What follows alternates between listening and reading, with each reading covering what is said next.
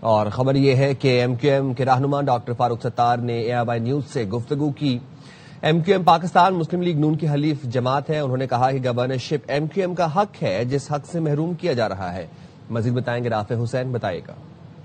دیکھیں، گورنر سنگھ کامران ٹیسوری کی تبدیلی کا جو فیصلہ کیا گیا ہے وزیر اعظم شریف کی جانب سے، اس کے بعد ایم کیو ایم رہنما فاروق ستار سے ہماری بات چیت ہوئی ہے۔ انہوں نے واضح طور پر پارٹی کو یہ کہا ہے کہ اب اس فیصلے کے بعد ایم کیو ایم کا حکومت میں رہنے کا کوئی جواز نہیں رہ جاتا ہے، اس لیے پارٹی کو ایسے یک طرفہ فیصلے کے بعد فوری طور پر جو ہے وہ حکومت سے باہر آ جانا چاہیے۔ ڈاکٹر فاروق ستار نے یہ اپنی پارٹی کو جو ہے مشورہ دیا ہے۔ ان کا یہ کہنا ہے کہ سندھ کی روایت رہی ہے کہ سندھ کا جو بھی گورنر ہوتا ہے وہ ایم کیو ایم پاکستان کا ہوتا ہے، اردو اسپیکنگ لگایا جاتا ہے، لیکن اس کے باوجود ایم کیو ایم اور مسلم لیگ نون میں جو معاہدہ طے پایا تھا اس کی خلاف ورزی کی گئی ہے، جبکہ ایم کیو ایم جو ہے وہ اس وقت حکومت کی حلیف جماعت ہے اور آئینی عہدہ جو کہ ایم کیو ایم کا حق تھا اس سے اب اس کو محروم کیا جا رہا ہے۔ تو اس فیصلے کے بعد اب پارٹی کو بھی جو ہے وہ شدید رد عمل دیتے ہوئے فوری طور پر حکومت سے باہر آ جانا چاہیے۔ ہم نے اس سے پہلے بھی یہ کہا تھا کہ مشاورت ہو رہی تھی ایم کیو ایم کی،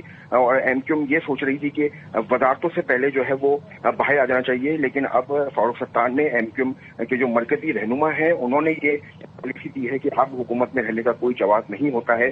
تو اس فیصلے کے بعد اب ایم کیو ایم کو فیصلہ دینا چاہیے اور حکومت سے باہر آنا چاہیے۔ ٹھیک ہے، بہت شکریہ رافع حسین۔